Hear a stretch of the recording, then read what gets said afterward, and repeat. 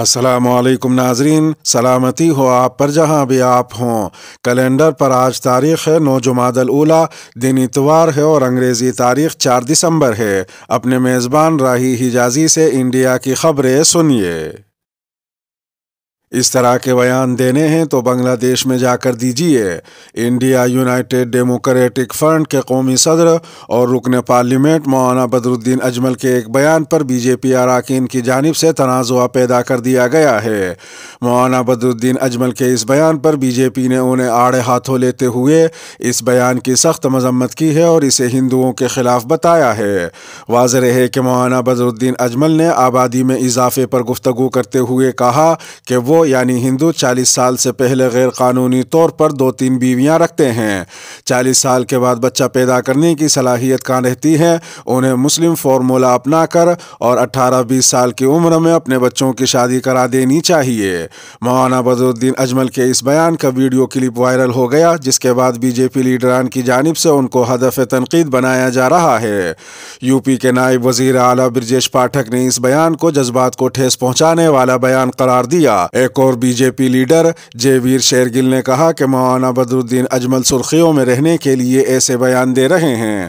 اس کے علاوہ گوہاٹی سے بھارتیہ جنتا پارٹی کے ممبر اسمبلی دیگنت کلیتا نے مولانا بدر الدین اجمل کے بیان پر اعتراض کرتے ہوئے کہا کہ اگر آپ کو اس طرح کا بیان دینا ہے تو بنگلہ دیش میں جا کر دیجیے۔ مولانا بدر الدین اجمل نے اپنے اس بیان میں یہ بھی کہا کہ بی جے پی حکومت ہر جگہ مسلمانوں کو الگ تھلگ کرنے میں لگی ہوئی ہے اور حکومت صرف ہندوؤں کو مضبوط بنانے کا کام کر رہی ہے۔ کانپور میں سامنے آیا یو پی پولیس کا مبینہ بے رحم چہرہ۔ کانپور میں مبینہ طور پر یو پی پولیس کا بے رحم چہرہ سامنے آیا ہے، جہاں ریلوے کراسنگ کے قریب داروغہ اور 2 کانسٹیبلوں نے ریلوے ٹریک کے قریب دکان بنا کر سبزی فروخت کرنے والے نوجوان کا سامان اٹھا کر ریلوے ٹریک پر پھینک دیا، جس کے بعد سبزی فروش لڑکا جب اپنا سامان لینے ریلوے ٹریک پر گیا تو اسی دوران ٹرین کی زد میں آ گیا اور اس کی دونوں ٹانگیں کٹ گئیں۔ میڈیا رپورٹس کے مطابق متاثرہ سبزی فروش لڑکے کے بھائی محمد شانو نے بتایا کہ میرا بھائی عرفان جمعے کی شام معمول کے مطابق دوسرے دکانداروں کے ساتھ بیٹھ کر سبزیاں بیچ رہا تھا۔ اسی دوران اندرا نگر چوکی پر تعینات داروغہ شاداب خان اپنے 2 سپاہیوں کے ساتھ وہاں پہنچا اور دکانداروں کو سامان ہٹانے کو لے کر انہیں گالیاں دینے لگا۔ اس دوران عرفان نامی سبزی فروش نے سامان اٹھانے میں کچھ تاخیر کی، جس سے ناراض ہو کر داروغہ اور اس کے سپاہیوں نے اس کا سامان ترازو اور باٹ سمیت اٹھا کر ریلوے ٹریک پر پھینک دیا۔ جب عرفان ریلوے ٹریک پر پڑا اپنا ترازو اور باٹ اٹھانے پہنچا تو ٹریک پر آنے والی ٹرین کی زد میں آ گیا، جس سے اس کی دونوں ٹانگیں کٹ گئی۔ اس واقعے کے بعد داروغہ اور کانسٹیبل کے ہاتھ پاؤں پھول گئے اور خون میں لت پت سبزی فروش عرفان کو فوری طور پر LLR اسپتال میں داخل کرایا گیا۔ اطلاعات کے مطابق متاثرہ لڑکے کی حالت تشویشناک ہے۔ اس سلسلے میں کلیان پور کے ACP وکاس پانڈے کا کہنا ہے کہ یہ انتہائی افسوسناک واقعہ ہے۔ اگر پولیس اہلکاروں کی غفلت سامنے آئی تو ذمہ داروں کے خلاف کارروائی کی جائے گی۔ دوسری جانب اس واقعے کے بعد سبزی فروشوں نے احتجاج کیا اور پولیس اہلکاروں پر رشوت خوری کا الزام لگایا۔ سبزی فروشوں اور دکانداروں کے مطابق یہاں کی پولیس بغیر پیسے لیے کسی کو یہاں کاروبار کرنے کی اجازت نہیں دیتی۔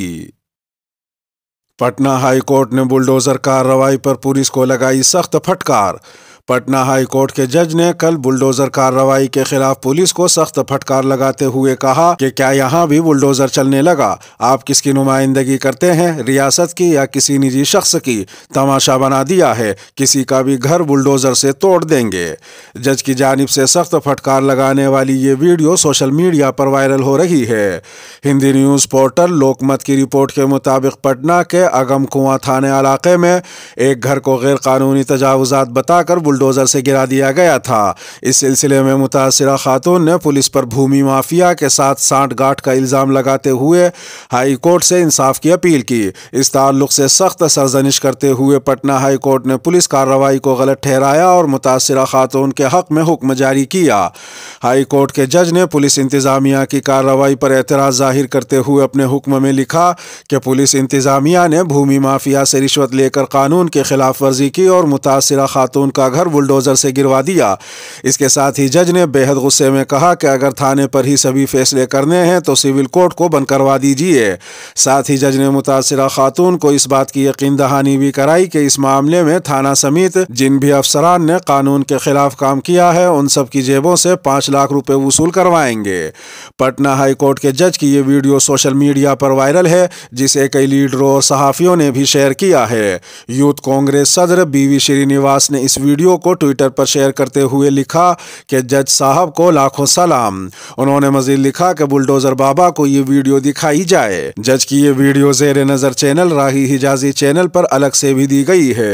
ویڈیو دیکھنا چاہیں تو چینل پر جا کر اسے ملاحظہ فرما سکتے ہیں۔ عمر خالد اور خالد سیفی کو عدالت نے ایک معاملے میں بری کر دیا۔ دہلی کی کڑکڑڈوما عدالت نے جواہر لال نہرو یونیورسٹی یعنی JNU کے سابق طلبہ لیڈر عمر خالد اور خالد سیفی کو دہلی فسادات کے ایک معاملے میں بری کر دیا ہے۔ ان دونوں کو فروری 2020 میں راجدھانی دہلی کے چاند باغ علاقے میں پتھراؤ کے ایک معاملے میں ضمانت مل گئی، لیکن دوسرے معاملے میں یہ جیل میں رہیں گے۔ دہلی پولیس نے ان کے خلاف UAPA کے تحت کارروائی کر رکھی ہے۔ واضح رہے کہ دہلی فسادات کے سلسلے میں ایک پولیس کانسٹیبل کے بیان کی بنیاد پر ان دونوں کے خلاف کیس درج کیا گیا تھا۔ اپنے بیان میں کانسٹیبل نے کہا تھا کہ 24 فروری 2020 میں چاند باغ پلیا کے پاس جمع ایک بڑی بھیڑ نے پتھر بازی کی تھی۔ کانسٹیبل کا کہنا تھا کہ پتھر بازوں میں خالد سیفی اور عمر خالد بھی شامل تھے۔ حالانکہ کورٹ نے پایا کہ ان دونوں کے خلاف کوئی سیدھے ثبوت نہیں ہے، جس کی بنیاد پر کورٹ نے انہیں اس کیس میں الزام سے بری قرار دے دیا۔ فی الحال دونوں ملزمین UAPA کے معاملے میں عدالتی حراست میں ہے۔ مسلم طالبات کے لیے خصوصی کالج کے معاملے پر BJP کا یوٹرن، کہا معاملے پر بحث نہیں ہوئی۔ کرناٹک میں برسر اقتدار BJP نے مسلم طالبات کے لیے 10 نئے کالج تعمیر کرنے کے فیصلے پر یوٹرن لے لیا ہے۔ اس بارے میں پوچھے جانے پر وزیر اعلیٰ بسوراج بومئی نے کہا کہ اس معاملے پر سرکاری سطح پر کوئی بحث نہیں کی گئی۔